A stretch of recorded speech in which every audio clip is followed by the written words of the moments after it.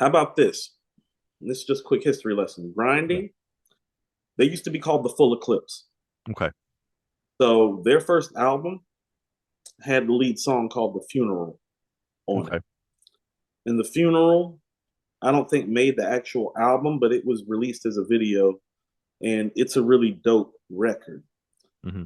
Um, around that time that they're doing that is when the Neptunes start to take off. Now, first of all, people understand Pharrell as a teenager helped Teddy Riley write Rump Shaker. So Pharrell is walking around Virginia Beach with a fucking Grammy.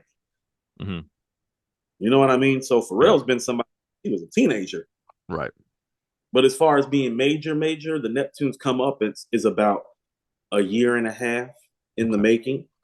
And Pharrell's thing, and this is one of those hip hop things, and there are stories about this. Well, Pharrell wanted the clips in the game because he's like, no, we got to show people how we do it in VA. Right. See, like he's working with Jay-Z, who's from New York. He's working with Mystical, who's from Louisiana. He's working with Noriega. They're working with all these guys, but they Hmm. haven't put home on yet.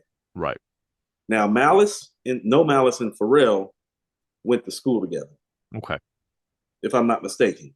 And you have to understand, all these people have known each other, like Timberland, Hmm. Pharrell, Missy, Clips. All these people have known each other since they were damn near kids. Okay. So everybody knows each other. And so the Clips are probably the Clips gave Virginia their street credibility. Like Virginia was known as Timberland and Missy and Pharrell. That's all. It's kind of poppy. You know what Right. I mean? And Pharrell knew that too. That's why he was like, no, no, no. I There's want some to show guys them here. how we get down at the beach. Hmm. And the Clips are those guys. And so this is Pharrell's project of getting his guys from Virginia. Pharrell Hmm. and Chad. It's more Pharrell the front man than Chad, of course. Right. But this is him getting Virginia in the door. I That's what got you. grinding is. Like, no, we gonna show them what life is like on the beach for real. Okay. Virginia. It's like, no, no, no. Y'all think that it's just me and Timberland and Missy making all these. No, no, no, no, no. There's shit going down Hmm. here at the beach. You know what I'm Yeah. saying? Like, And Norfolk and Suffolk in the surrounding areas. No, no, yeah, no. It goes down. Michael Vick is from that area. Like, Correct. Bad Allen news. Iverson's from that area. Like these guys Bad news. are. They don't call it Newport news. They call it bad news. Hmm. You know what I mean? Yeah. Yeah. So it's like that there, and these are the guys that are representing. And grinding is one of the like best um stepping out onto the stage moments that a rap group that's unheralded Hmm. has ever had. It's like, who those guys? Where those guys from? Oh, they from Virginia. Them for real people. It's like, oh, I know Virginia guys could spit. Like, okay. Only guy that came out of Virginia before that was even respected as an MC was somebody by the name of Mad Skills. Hmm. Are you familiar with Mad Skills? No, not at all. Yeah, Mad Skills came out with an album in 1994 that was called From Where. Oh, okay. He's from Virginia. He used to have a Mhm. song called Nod Factor that Okay. was really popular. And he's one of hip hop's most notorious ghostwriters. But other than Mad Mhm. Skills, Virginia had never really seen, the notoriety that Okay. this record brought to the Virginia hip hop scene. So it's a game changer for their scene too. Hmm. Yeah. Cool. Thank you for that history lesson. Like, this is not one of the songs I think I said this earlier in the episode. This is not one of the songs that I was familiar with before we.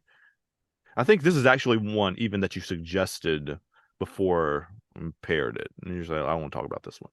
And this is one of the ones that I put on for the first time, and you're like, oh shit, this is ooh, ooh.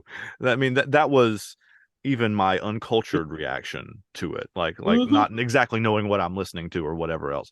Like I didn't know Pusha was one of the members of this originally until I did research on it after I listened to it the Mm-hmm. first few times, and then when I saw Pharrell was the one who made the beat, I was like, okay, like I see that I am not Now, I'm not like super familiar with his work, but enough to know like to recognize that this sounds like something that he would do, not perfectly exemplifying his most popular stuff, but like it I can see like him having made this.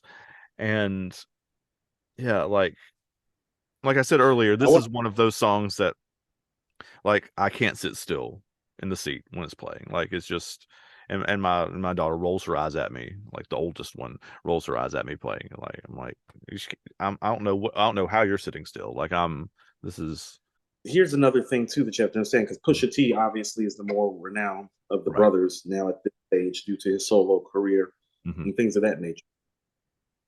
He's not better. He's not a better MC than his older brother at this point, though.